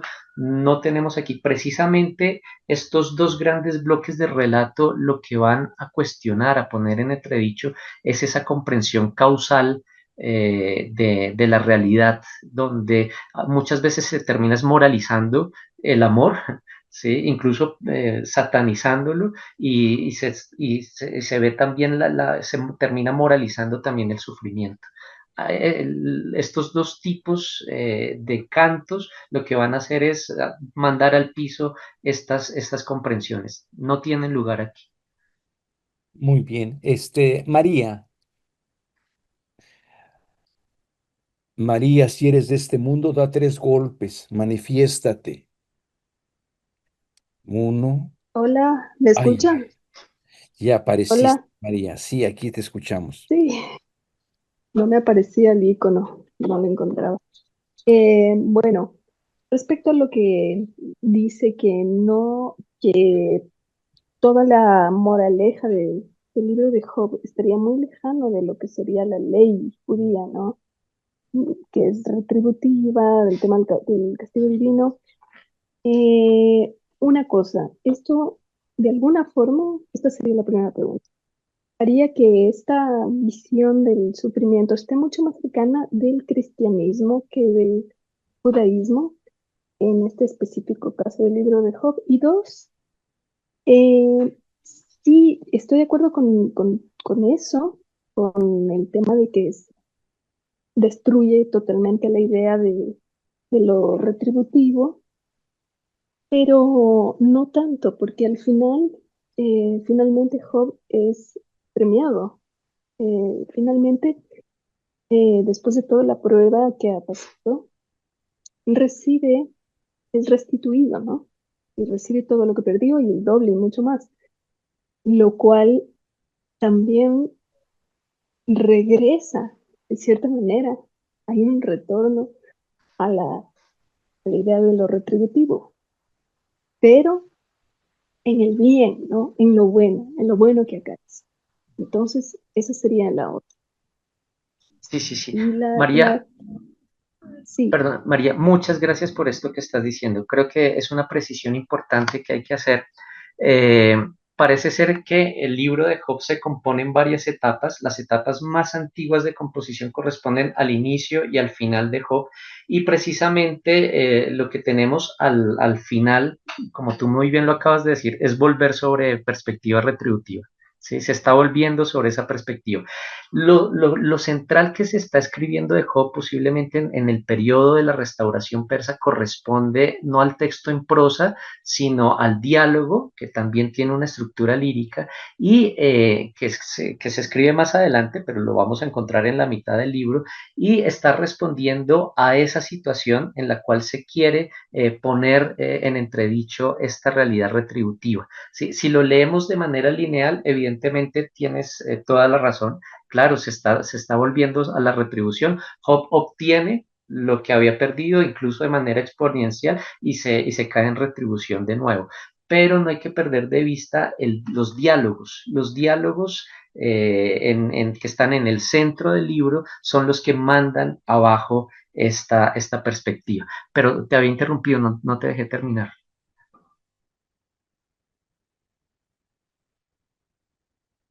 Creo que era eso. Bueno, Ah, y ahora sí, ¿me escuchan? sí, sí, ¿Sí? sí, Hola, sí, te escuchamos. no sé si me escuchan. Le escuchamos, María. Algo pasó. Bueno, mientras María Bueno, resuelve el problema, profesor. pero, claro, bueno, vuelvo a la pregunta de María, porque ella dice que si esa visión del sufrimiento de Job es más cercana al cristianismo que del judaísmo. Yo no me atrevería a hacer, digamos, a afirmarlo, porque lo que vamos a encontrar tanto en tradiciones judías como en tradiciones cristianas es que la perspectiva del sufrimiento puede ser diversa, ¿sí? Y a veces me da la impresión que la perspectiva del sufrimiento puede tender a ser más retributiva que cuestionadora, así. Entonces, ya sea en el cristianismo o en el judaísmo. No me atrevería simplemente a hacer una vinculación de identidad entre una tradición y otra, porque resulta que todas estas perspectivas son transversales a estas comprensiones que estamos encontrando aquí. Muy bien. Eh, Quiero hacer un anuncio porque alguien está preguntando en el chat. Les dije al principio que vamos a recuperar la clase del día lunes que no se tuvo el lunes siguiente. Así que todo el mundo ya lo sabe. Esta no es la última clase, sino que será el lunes siguiente. ¿Ok?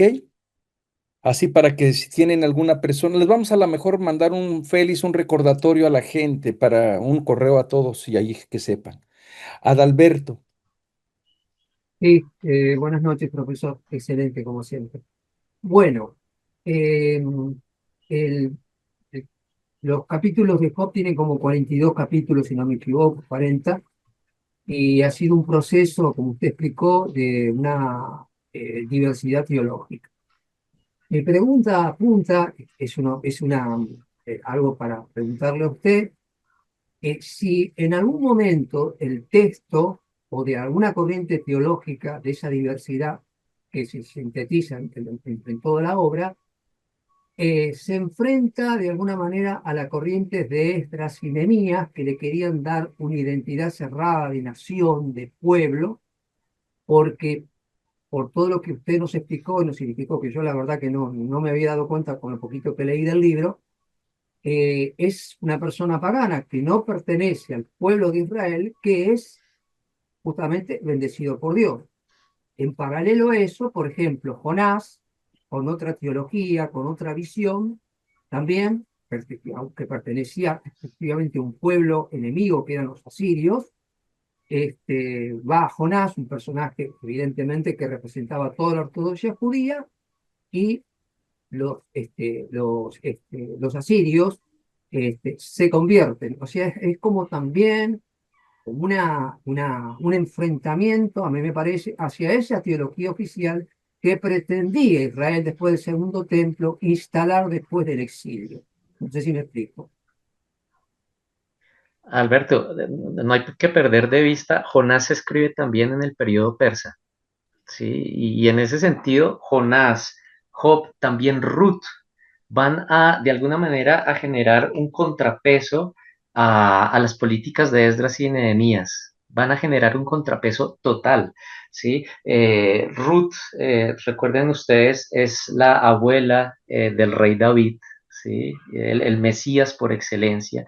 Y recuerden que una de las leyes que va a surgir precisamente en la época de la restauración persa es que ningún extranjero puede acercarse a la asamblea de Dios hasta la 10ª generación. Dice hasta la 10ª generación. Y en esa época se escribe Ruth, ¿sí? Y va a mostrar ella que es la antecesora del rey David, el Mesías por excelencia, y no han pasado 10 generaciones desde ella hasta el rey David. Se está burlando de la política de Esdras y Nehemías, se están burlando de manera directa. ¿Sí? El caso que tú estás planteando aquí de Jonás, que también se escribe en esta época, hace parte de lo que llamamos la ironía, pero también el humor en la Biblia. ¿Sí? Porque de alguna manera está haciendo contrapeso a esas políticas donde el pueblo elegido es este, donde el único que es llamado a la conversión es este, y cuando ustedes miran precisamente el libro de Jonás, pues va a mostrar casi de una manera sarcástica la misma figura de Jonás es un antiprofeta. ¿Sí? Porque mientras lo que va a hacer el profeta cuando escucha la voz del Señor es, aquí estoy y voy a hacer lo que tú quieres, Jonás hace totalmente lo contrario. ¿Sí? Dios le pide a Jonás que vaya hacia el oriente y Jonás se va hacia el occidente. ¿Sí? Y por eso es que se genera lo que se genera en el Mediterráneo, allá con Jonás, como lo sabemos. ¿Sí? Y el final de Jonás llega a ser bellísimo. Ustedes miran allá que es un texto corto, miren precisamente cómo cierra en el capítulo 4, verso 11, las palabras que Dios le dirige a Jonás. Dice, no voy a tener lástima yo de Nínive o compasión por Nínive, la gran ciudad en la que hay más de 120,000 personas que no distinguen su derecha de su izquierda y de una gran cantidad de animales. ¿Quiénes son en principio los que no distinguen la derecha y la izquierda? Los niños, los niños. Un niño le cuesta distinguir entre la derecha y la izquierda. Pues para Dios, para esta imagen de Dios de aquí, los habitantes de Nínive, que son el pueblo enemigo de Israel, de Asiria, que destruyó el reino del norte, pues son como unos niños y tiene compasión de ellos que son niños. Y además dice, y de los animales. Es una perspectiva muy integradora, no está solamente pensando en los seres humanos, en los ciudadanos de Nínive, en los animales también. Una perspectiva muy, muy abierta la que vamos a encontrar aquí. ¿Sí? Es una parábola de desafío. Por eso he querido darle ese título aquí. Es una parábola de desafío porque desafía unas estructuras teológicas también que se están construyendo aquí. Por eso yo quiero insistir, cuando uno mira no solo libro por libro separado de la escritura, sino que mira también las tensiones que se establecen entre cada uno de los libros, va a encontrar relaciones de oposición.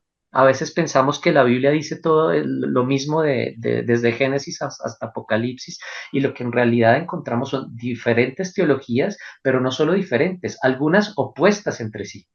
¿Sí? Y que se escriben precisamente con esa intencionalidad de generar oposición. ¿Sí? En este caso, a lo que estamos encontrando, las políticas de Esdras y Nehemías. ¿Sí? Por eso yo terminaba hace un momento esta presentación, lo que encontramos con el canon de las escrituras es también la canonización de la pluralidad teológica, de la pluralidad del pensamiento. ¿Sí? Eso lo estamos encontrando aquí. El canon es eso. ¿Sí? Perfectamente pudo, quienes establecieron el canon pudieron preferir que se quedaran solo los libros que estuvieran más cerca a nuestro modo de pensar, pero que se abrió precisamente a esta condición de diversidad y es lo que estamos encontrando en las escrituras como han llegado hasta nosotros. Muy bien, y también la de Zorobabel, el proyecto del bendito Zorobabel. Ujú. Carlos Hernández, por ahí tenemos a Carlos Hernández. Y bueno, es muy bueno también lo que nos recuerda Rodolfo Marín, tener presente el contexto histórico, social, etcétera, cuando se redacta el texto es vital para su comprensión. Claro. Esto no lo podemos dejar a un lado y ojalá lo enfatizáramos en cada momento, y también la pluralidad de voces teológicas y que parece que coexisten a veces. Por eso no hay que absolutizar un texto y decir este es este. Bueno, Carlos Hernández, hermano. Ahí Eh, a ver, no podemos leer tus labios, pero dices que estás muy está. contento. Saludos, padre. Gusto en saludarlo. Ok. Doctor, una pregunta. Me surge en función del tratado de Job. ¿No sería Job una contrapartida en función de la teología de la retribución que ya estaba ya estaba instalada dentro del pueblo para esa época? Porque va en contra de la lógica, por ejemplo, de Proverbios. Y aunque Eclesiastés va casi por la línea de Job, a veces sí usa un poco la retribución, pero Job sí es completamente, es mi percepción a partir de lo que usted dice, que es antirretributivo. O sea, sería que Job se escribe para decirle, por ejemplo, a los que creían esta doctrina o esta teología, que no es así la lógica, no es así la ecuación. Gracias, profesor. Gracias, Carlos. Yo te diría que en principio sí, pero con la precisión que nos hizo María hace un momento, ¿sí? Teniendo en cuenta que hay diversas etapas en la redacción de Job, ¿sí? Cuando ustedes llegan al final, parece ser que de alguna manera volvemos a esta perspectiva retributiva, pero al menos las secciones de diálogo de Job mandan abajo esta perspectiva, esta teología, ¿sí? Y no dan respuesta, es decir, llegan simplemente a generar cuestiones sobre la lógica tradicional que implica la retribución, pero no dan respuestas. No dice realmente, bueno, ¿y por qué está pasando? Pero mira que la pregunta central no es por qué está pasando. Lo veíamos en el diálogo del doliente y su amigo. Lo que el doliente está esperando de su amigo no es que le dé un discurso, una homilía sobre la razón de ser del sufrimiento. Frente al sufrimiento, frente al dolor, frente a la muerte, frente al sinsentido, lo que una persona está esperando no es un discurso, no es un tratado de teología, uno está esperando un abrazo, que le enjuguen las lágrimas, está esperando un consuelo, el estar ahí incluso sin decir nada. ¿Sí? A veces dar tratados en situaciones de estas lo que genera es contraproducente. Muchas veces el silencio a veces es la mejor respuesta, ¿no? Profesor, preguntan en el chat que si Job es un personaje mítico. Qué buena pregunta. En principio, estrictamente hablando, es un personaje narrativo. ¿Sí? No sabemos si es un personaje histórico, no tenemos ninguna manera de saberlo. Es un personaje narrativo que responde precisamente a esta comprensión. Mítico, precisamente por las características de la forma literaria mito, no podríamos decirlo como tal, porque no estamos hablando de una realidad de principio, no estamos hablando simplemente de teología o de teogonía o de cosmogonía, no entraría en esa perspectiva, es un personaje narrativo. Muy bien. Senia, vuelve a tu ser. Senia, aquí está Sí, Senia. buenas noches, muchas gracias por todas estas noches que hemos estado aprendiendo. Yo quería, frente a lo que estamos viendo hoy, primero identificar si el libro de Deuteronomio se escribió en la época persa, donde se manifiesta, hemos dicho que se manifiesta una teología retributiva. En este sentido, si es posexílica y en el tiempo de los persas, los libros que hemos mencionado de Job, de Ruth y de Jonás, podríamos decir que son, bueno, donde ya no había profetas, entre comillas, ¿no? Pero estos libros podrían representar una posición profética que se va en contra de esta teología retributiva, profesor. Gracias, Enia. Bueno, aquí hay que hacer algunas precisiones antes de llegar a la respuesta. No nos es posible decir que Deuteronomio haya sido escrito en su totalidad en época persa, pero sí la redacción final. La redacción final responde a estas comprensiones de la época de la restauración persa.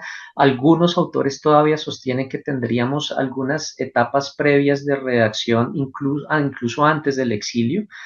Cuando ustedes miran el libro Segundo de los Reyes en los capítulos 21 al 23, se narra que en la corte de Josías fue encontrado un rollo de la ley durante el arreglo que le está haciendo del templo, y entonces algunos especulan si puede ser una parte del Deuteronomio. Entonces esto sería época preexílica, pero pues no hay manera tampoco de demostrarlo, pero sí la redacción final tendría lugar en época persa.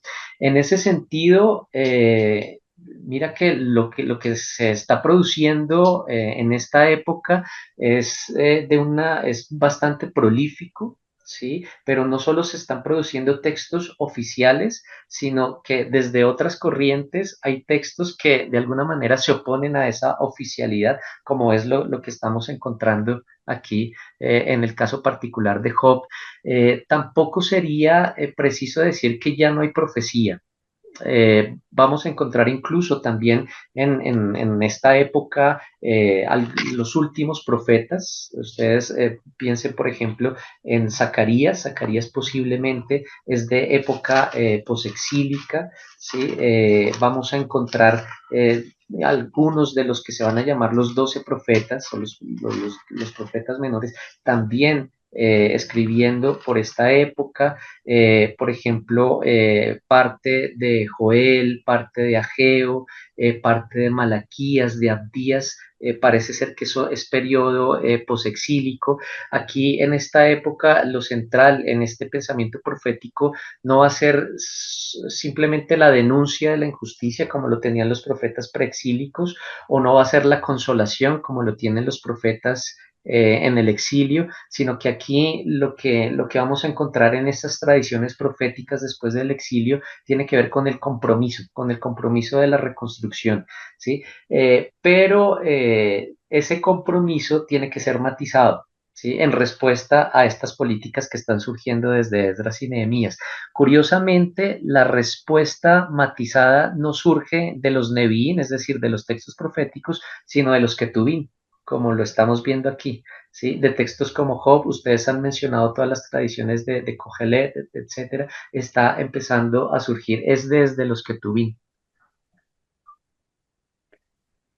Muy bien, vamos a ir con María, o no sé, a lo mejor se le quedó Hola, María. sí, aquí estoy. Sí, sí, era lo que se me había quedado antes que Ah, ok, se me disculpe desconectó entonces. la señal, sí. Ok, no, Eh, disculpe. es Le vamos a... la... No, sí, sí, tenía una pregunta última, sí. Eh, Respecto al tema de la figura de Satán en el libro de Job, que no es el Satanás cristiano, ¿no? Es entendido como el adversario, el acusador, más claramente. Lo que quería saber es, ya que el libro de Job tiene un tono, pese a que es en su mayoría un poema, pero tiene un tono de fábula, porque narrativamente es como una fábula, ¿no? Con su moraleja final. Pero quiero saber si esta figura del Satán, que finalmente sería quien es el que está causando todos los dolores y sufrimientos a Job, es en realidad una especie de figura simbólica o alegórica de lo que sería el sinsentido, o como normalmente se entiende este libro, el sinsentido de la causa del dolor y sufrimiento y de la justicia no retributiva, ¿no? Finalmente es la gratuidad. Pero si nos limitamos a una lectura mucho más, no sé, literal, incluso hasta mítica, en realidad hay una figura que está ocasionando este sufrimiento, ¿no? Y Dios lo está permitiendo como una prueba. Entonces quería saber un poco cuál sería, cómo podríamos entender la figura del... Bueno, antes de llegar a lo de la figura de el Satán, eh, tú mencionas si Job puede ser entendido como una parábola, como una fábula, es el término que empleaste.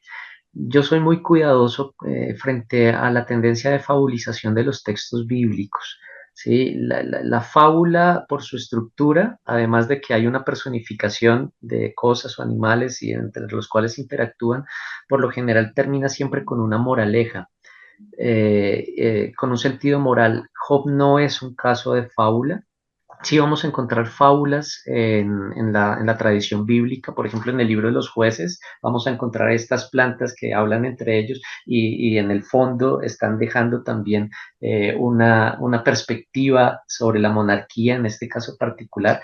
Sí vamos a encontrar fábulas, pero en el caso de Job no es una fábula en particular, no hay una moraleja, lo que hay es un cuestionamiento transversal sobre la teología, sobre el carácter único de Israel, etcétera, como ya lo hemos visto. Entonces, yo sugeriría ser muy cuidadosos con el uso del término fábula, porque incluso a veces en el ejercicio pastoral yo lo he percibido incluso hasta homilético. Se termina de leer un texto bíblico y lo que hace el que dirige la homilía es: ¿y qué nos enseña este texto bíblico? Casi como que vamos a sacarle la moraleja a todo, cuando en muchos casos el sentido de los textos no es sacarles moralejas, es mucho más profundo. Entonces, que podamos ser muy cuidadosos con esta comprensión.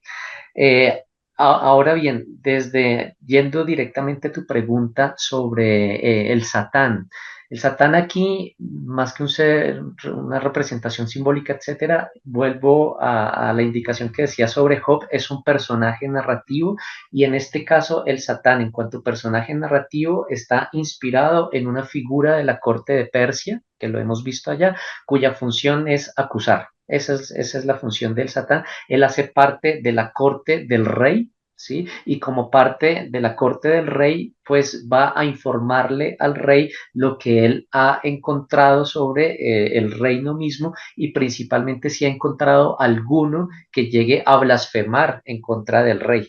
Exactamente eso es lo que va a hacer el Satán aquí en el libro de Job. Ustedes pueden verlo principalmente a partir del versículo 6. Dice: el día en que los hijos de Dios venían a presentarse ante Yahvé, vino también entre ellos el Satán, entre ellos. Es decir, es presentado como uno de los hijos del Dios Yahvé. Aquí lo que tenemos es el recuerdo o la permanencia de estas imágenes de las asambleas divinas que ya encontramos tanto en el mundo cananeo como babilónico, incluso como en el mundo egipcio, donde incluso la figura antagonista hace parte del mundo de lo divino. Insisto, en el pensamiento que se va a desarrollar aquí en la época del Segundo Templo, el lugar del Satán inicialmente va a ser en la corte de Dios, en el cielo mismo. Más adelante ustedes se van a encontrar en el pensamiento apocalíptico apócrifo, por ejemplo en el libro de Enoch, que va a haber un momento en el que Satán es expulsado del cielo. No sé si ustedes han escuchado en esta tradición de piedad donde se habla de un ángel que se llamaba Luzbel, que en algún momento se rebela contra Dios y a partir de esa rebelión es expulsado del cielo. Eso lo vamos a encontrar narrativamente, por ejemplo, en Enoch. ¿Sí? Hay un momento en el cual se expulsa y esa expulsión va a generar que empiece a venir a la tierra desde la tradición narrativa a generar la acusación, pero ya entre el mundo terrenal. ¿Sí? Por ejemplo, en el Nuevo Testamento, en Lucas, en el capítulo 10, a partir del regreso de la misión de los discípulos de Jesús, Jesús llega a decir: he visto a Satanás caer desde el cielo como un rayo. ¿Sí? En realidad lo que está mostrando es el momento de la expulsión de Satanás del cielo. En el capítulo 12 del Apocalipsis también se va a narrar la expulsión de Satanás del cielo a partir de la lucha con uno de los ángeles de Dios, que es Miguel. ¿Sí? Siempre hay un momento de expulsión, pero el lugar inicial de este Satán es allá. Ahora es un personaje que, insisto, inicialmente tiene un origen, incluso en el mundo político de Persia, y que a partir de este pensamiento apocalíptico de la época del Segundo Templo, pues va a tener también un carácter celestial o al menos espiritual, como origen de la división de la voluntad de las personas. No es en vano que una de las traducciones de Satán, ya como no como una adjetivación, sino como un personaje casi que ontologizado en tradiciones tardías, por ejemplo, en el mismo Nuevo Testamento, es que se ha presentado como diablo, diabolos, es decir, aquel que divide la voluntad. ¿Sí? Aquel que piensen ustedes en las tentaciones, en los relatos de las tentaciones, ¿qué hace el diablo con Jesús? Quiere dividir su voluntad. ¿Sí? Pero va a ser entendido así desde esta perspectiva narrativa principalmente. Muy bien, tenemos a Andrea Sosa.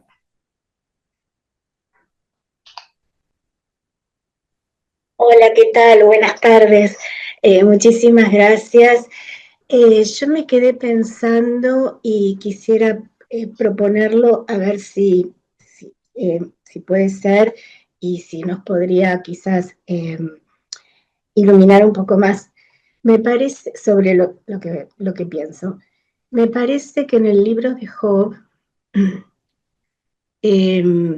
como en el Eclesiastés, creo que lo que pasa es que cuando una persona pasa por un sufrimiento muy, muy, muy profundo y se enfrenta con todas las consecuencias y todas las realidades, como el doliente, llega un punto donde, y quizás esto vino por vía de Persia, pero más por el lado oriental, ¿no? Llega un punto donde uno suelta, se deja un poco despegar de todo. Y creo que es ahí donde la teología, el razonamiento, no da respuestas. La respuesta quizás viene por el lado de lo poético, Dios, pero de otra manera, ¿no? Y por eso quizás es que justo me quedé pensando, eso no lo había pensado nunca, lo que usted dijo, que todo este planteamiento transversal vino por el lado de los Ketubim y no de los Neviim después del exilio. Y estamos hablando de algo que por ahí, como el Eclesiastés, se acerca más a lo poético, a, a lo filosófico, pero no estructurado, ¿no? Y bueno, eso, nada más, me quedé pensando eso y no sé si puede ser, quizás. Y es ahí donde uno se encuentra realmente con Dios. Y se caen los ídolos y los ídolos incluyen las imágenes falsas de Dios. Y bueno, hay otro diálogo, hay otro encuentro, pero pasa por otro lado. Quizás es eso, me parece, quizás lo que está diciendo Job, el libro de Job, de alguna manera. No estoy segura. Gracias, Andrea. Ay, Andrea, qué bello esto que nos has dicho. Estoy totalmente de acuerdo. Gracias. Frente a estas realidades en las que se experimenta el sinsentido, eh, el discurso sobra, como tú muy bien lo estás diciendo, pero no necesariamente la primera respuesta es poética. Muchas veces la primera respuesta es incluso irracional e irascible, es gritar, es gemir, cuando uno empieza a leer a partir del capítulo 3 de Job, la respuesta de Job, si bien, claro, está plasmada de manera poética, humanamente la respuesta tiene que ser absolutamente un desborde de Rajamín, un desborde de las entrañas, eh, y que de alguna manera vamos a encontrar esa ruptura en Job.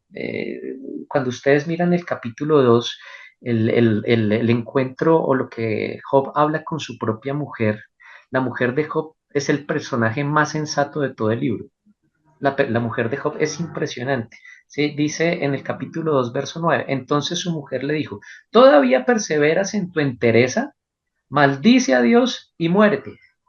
Claro, ella es consciente de que cualquiera que maldiga a Dios, pues la respuesta será la muerte. Pero Job como que todavía está contenido de alguna manera. Incluso tan contenido que lo que viene en la respuesta de Job frente a su propia mujer es de alguna manera la consecuencia de la teología que él todavía quiere defender. Él quiere defender a Dios. Y entonces esa defensa que hace de Dios hace que él sea violento con su propia mujer. Mira, mira lo que dice ahí en la respuesta. Pero él le dijo, hablas como una estúpida cualquiera. Si aceptamos de Dios el bien, no aceptamos el mal. Es un gran teólogo, Job, ahí todavía. ¿Sí? En todo esto no pecó Job con sus labios. En cambio, ya cuando pasan al capítulo 3, finalmente Job explota. ¿Sí? Como tiene que hacerlo, como tiene que hacerlo.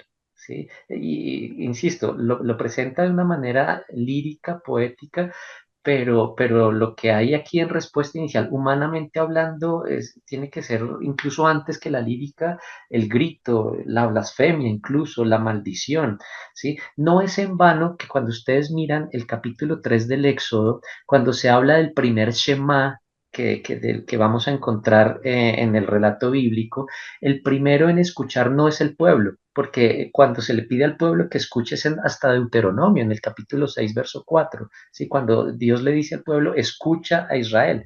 Cuando ustedes van a Éxodo en el capítulo 3, el primero que escucha es Dios. He escuchado, ¿y qué he escuchado de mi pueblo? Su gemido. Algunas Biblias lo traducen como el clamor de mi pueblo, pero cuando se dice aquí, ¿qué es lo que Dios ha escuchado del pueblo? El gemido. Cuando miran ustedes el trasfondo hebreo, es el gemido de alguien que ya no tiene nada que decir porque está muriendo. ¿Sí? Y es casi como su último aliento lo que está escuchando. Eso es lo que Dios está escuchando. Entonces, mira que aquí estamos encontrándonos con expresiones no simplemente lingüísticas, sino humanas que empiezan a emerger en el texto precisamente cuando se encuentra con el sinsentido, con la realidad del dolor, del sufrimiento, del fracaso, de la muerte, pero también del erotismo. ¿Sí? También por eso estamos hablando aquí en movimiento pendular. Gracias, Andrea, por esto que nos compartes. Bueno, pues muchas gracias. Ya nos quedan 2 minutitos. A lo mejor los vamos, bueno, a utilizar para despedirnos. Yo es muy probable que el día lunes no esté con ustedes, pero va a estar Yola acompañándoles. Le quiero dar las gracias al profesor por, si es que no estoy el lunes, por esta oportunidad, por haber estado disponible. Yo pensé que había cancelado a esos de los de, ¿dónde? Barranquilla, ¿dónde iba a ir? A Manizales. A Manizales, allá estaré. Ay, Dios mío, ¿para qué lo dijo? Ahí va a estar el Mario recibiéndolo, ese Mario. Pero bueno, gracias, doctor Alberto Casas. Y recuerden también entonces que todavía están preguntando si estas clases se van a poner en el YouTube. Ya están ahí. Félix, ¿puedes decirnos cuántas vistas tienen la primera clase? Ir a la página, por favor. Sí, un momento, padre, para abrir. Ok.